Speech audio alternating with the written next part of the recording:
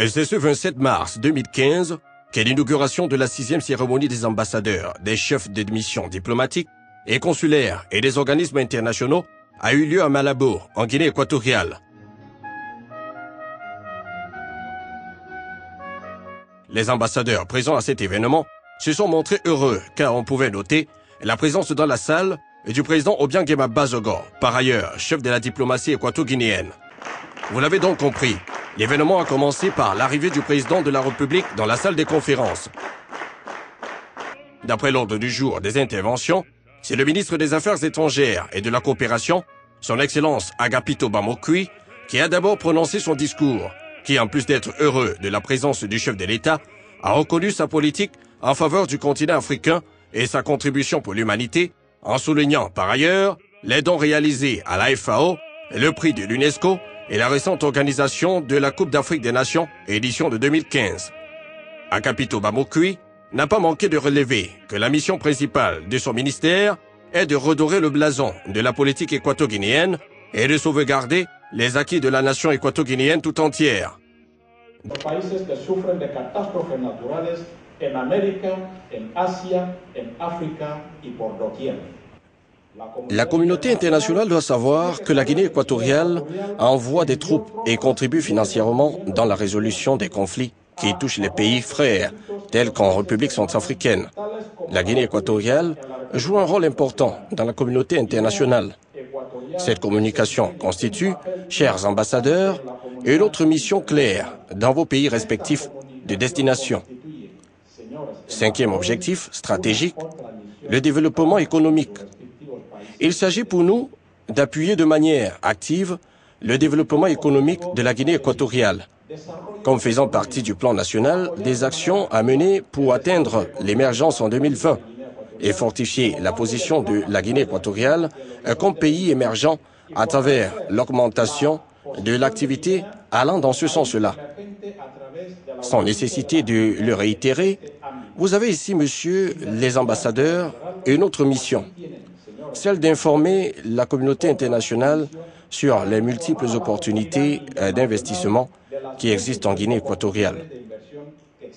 En ce qui concerne le second axe, parlant de l'amélioration du système de fonctionnement du ministère, les objectifs sont centrés sur le développement du capital humain pour accomplir avec succès ces nombreuses tâches, améliorer l'institutionnalisation du ministère à travers l'amélioration de l'environnement réglementaire, l'actualisation des procédures et la consolidation du management des ressources, moderniser le ministère grâce à l'introduction des systèmes informatiques avancés et adéquats afin de faciliter, améliorer et professionnaliser les activités au ministère et simplifier le service de proportion au ministère dans toutes ses unités, siège des représentations régionales et des relations avec l'extérieur.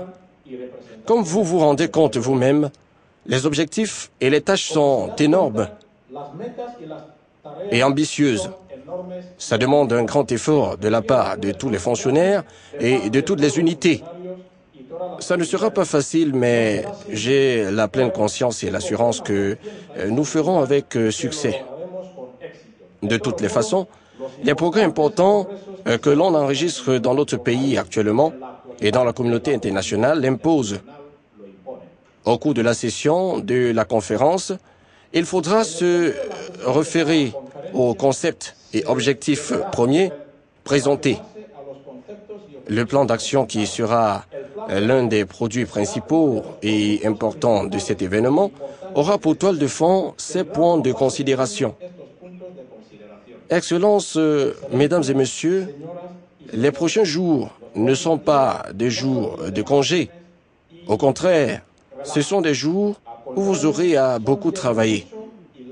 J'espère que chacun d'entre vous mettra son expérience, sa sagesse et ses connaissances à la disposition pour appuyer le processus de planification que nous sommes en train de mettre en place et serait partie intégrante de la configuration de la politique extérieure à implémenter dans un futur proche.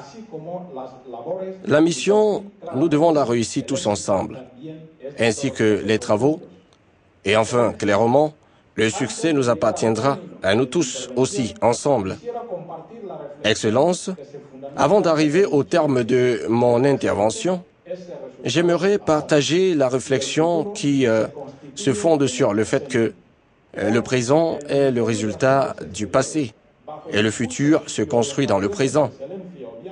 Aujourd'hui, le ministère des Relations extérieures, sous l'impulsion de son Excellence Obiangema Bazogo, chef suprême de la diplomatie équato-guinéenne, est le fruit du travail de tous les fonctionnaires présents et passés qui apportent ou qui ont apporté leur grande expérience en faveur d'une diplomatie équato-guinéenne plus active et plus en accord avec les exigences du temps actuel. Dans ce sens, j'aimerais reconnaître la présence parmi nous de mes prédécesseurs, ministres des Affaires étrangères. Il s'agit des excellentissimes M.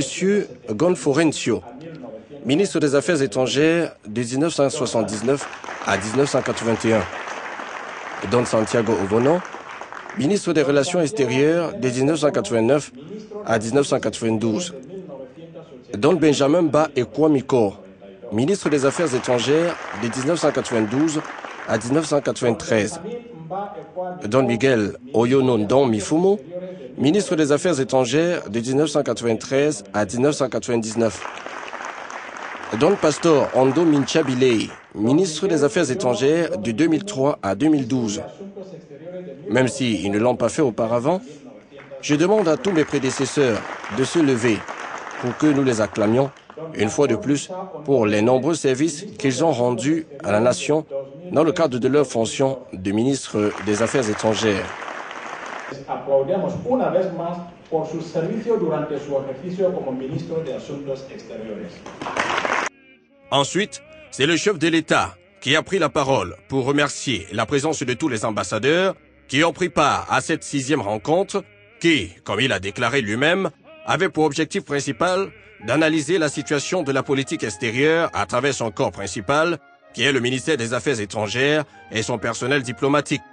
Et le président a parlé du profil des diplomates et de leurs obligations et a déclaré qu'ils doivent être des représentants fidèles de la politique du gouvernement parce que selon lui, un bon diplomate doit également être un bon homme politique et un bon nationaliste qui assume la politique de son gouvernement et est informé de son évolution. Excelentísimos señores vicepresidentes primero y segundo de la República. Excellences, Monsieur le Premier et Deuxième Vice-président de la République, Excellences, Monsieur le Président de la Cour suprême de justice, Excellences, Monsieur le Président du Tribunal constitutionnel, Excellences, Monsieur le Premier ministre du gouvernement chargé de la coordination administrative, Excellences, Monsieur les vice-premiers ministres du gouvernement, Excellences, Monsieur le ministre des Affaires extérieures et membre de l'exécutif majeur du ministère, Excellences, Messieurs les membres du gouvernement, Excellences, Messieurs les ambassadeurs de la Guinée équatoriale et chefs des missions diplomatiques accrédités à l'extérieur, chers membres du corps diplomatique consulaire et des organismes internationaux accrédités en Guinée équatoriale, chers fonctionnaires du ministère des Affaires extérieures et des coopérations, chers invités, mesdames et messieurs. C'est un plaisir pour moi d'être ici à cette grande rencontre qui rassemble toute la diplomatie de la Guinée équatoriale avec tous les ambassadeurs et responsables chargés de la politique extérieure de la République de la Guinée équatoriale, à l'occasion propice pour analyser la politique extérieure à travers leurs bras exécuteurs, dans les ministères des Affaires extérieures et de la coopération et le personnel diplomatique à leur charge. Devant tous, je souhaite une bienvenue chaleureuse au personnel diplomatique venant des différents pays de leur accréditation qui sont venus partager leurs expériences, leurs inquiétudes et leurs difficultés et pour recevoir les orientations nécessaires afin d'actualiser et renforcer leur posture pour représenter, défendre et exécuter la politique dessinée par le gouvernement de la nation pour l'extérieur.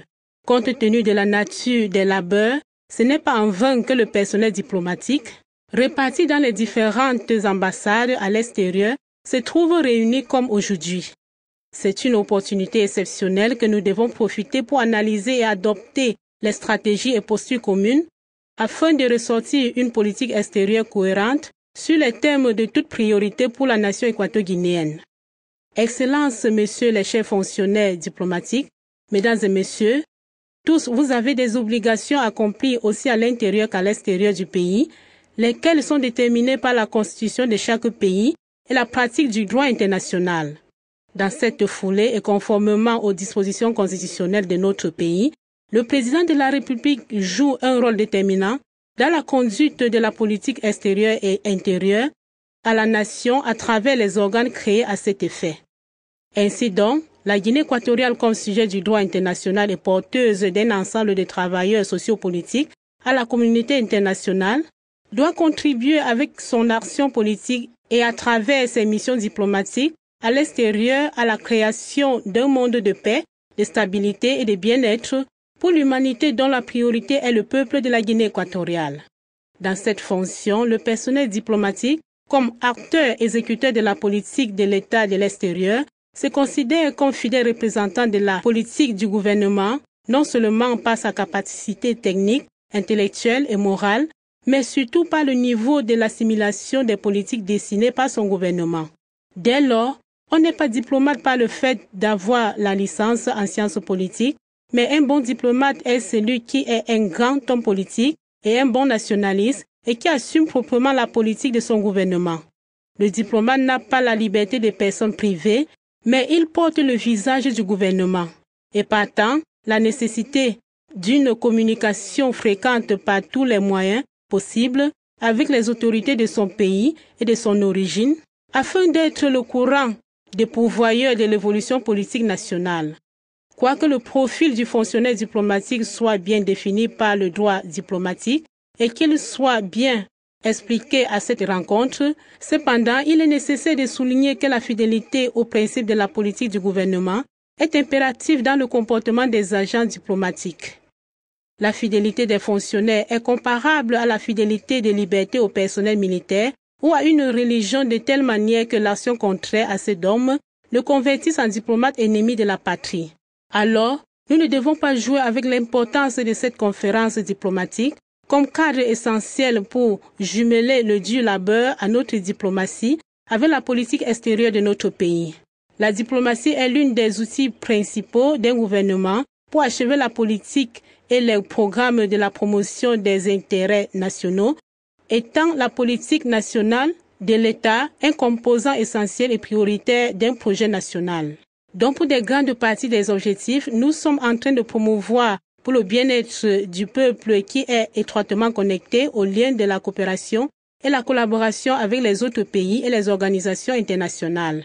Naturellement, la politique extérieure est le moyen principal de connexion entre la vie nationale et la réalité internationale qui nous entoure. Dans ce contexte global, les aspirations politiques de notre gouvernement sont entre autres A. Le maintien des échanges équitables dans les relations internationales. B. Le respect scrupuleux de l'indépendance et la souveraineté nationale. C. L'égalité souveraine des États. D. La contribution du maintien de la politique et l'équilibre mondial. E. La non-excellence dans les affaires internes des autres États. F. La garantie pour l'exercice des droits politiques, économiques et socio-culturels des peuples. G. Ainsi que la solidarité internationale pour faire face à la contingence et au monde. Ces aspirations doivent refléter la vision de notre diplomatie que projette le monde sur la Guinée équatoriale. De la même manière, dans les aspirations économiques et socio-culturelles du gouvernement, se trouve le suivant. A. La capacitation des ressources humaines pour jouer les rôles principaux des moteurs de développement national. B. Égalité de pouvoir et de conditions entre la femme et l'homme. C. La prestation des services sociaux plus essentiels aux citoyens. D. Le développement des infrastructures de base pour l'économie nationale. E. La protection et la défense des droits fondamentaux des citoyens. F. La nécessité des échanges culturels avec d'autres nations pour enrichir la qualité humaine des citoyens. G. Ainsi que n'importe quelle nécessité exige un État moderne qu'aspire la Guinée équatoriale. Les aspirations doivent constituer la préoccupation permanente de nos diplomates pour négocier avec les organisations internationales dans lesquelles on étudie les accrédités afin de gagner leur collaboration pour contribuer à l'effort du gouvernement. Pourtant, les piliers fondamentaux et stratégiques de la politique extérieure du pays sont basés sur le renforcement de la présence internationale de la Guinée équatoriale. Ils ont pour rôle d'augmenter la coopération régionale et internationale, de promouvoir la position de la Guinée équatoriale dans le monde, d'améliorer l'image du pays, de défendre les intérêts nationaux à l'étranger et agir dans la règle globale pour promouvoir le développement économique et social de la Guinée équatoriale. En tant que représentants de l'État à l'extérieur, les signes externes évidents de la dignité, la responsabilité de l'État équato-guinéen, ils doivent refléter la vie quotidienne du fonctionnaire diplomatique dans son comportement habituel et dans l'environnement dans lequel il vit. Raison pour laquelle l'État est en train d'investir pour l'acquisition des infrastructures matérielles et les équipements administratifs qui doivent être scrupuleusement utilisés par les usagers qui contribuent aux biens patrimoniaux. Materiales y equipos administrativos que deben ser cuidados escrupulosamente por sus usuarios, ya que contribuyen a bienes patrimoniales.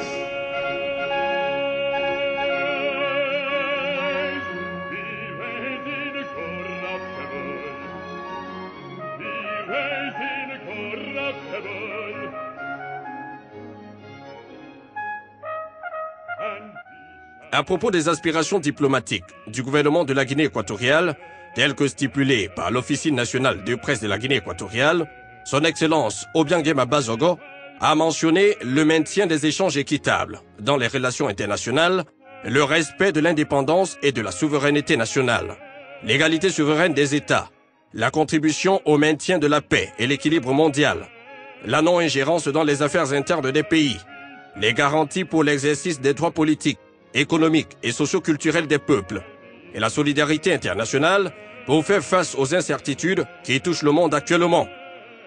De même, tout au long de la séance, ils ont également fait allusion à la gravité de certains dangers qui menacent le monde entier, particulièrement les actions des groupes terroristes qui menacent la paix. Les diplomates sont donc tenus d'avoir des stratégies conjointes pour éviter de telles actions et pour constituer et contribuer à la sécurité grâce à un contrôle approprié du trafic des voyageurs. En définitive, cette séance d'échange et de conseil aura été fructueuse pour ces ambassadeurs qui se sont engagés à agir avec fierté dans l'exercice de leurs fonctions et de ne pas ressentir de honte à présenter le bilan positif de la Guinée équatoriale en externe, d'autant plus que l'organisation de cette 6e cérémonie des ambassadeurs aura été un véritable succès sans faille.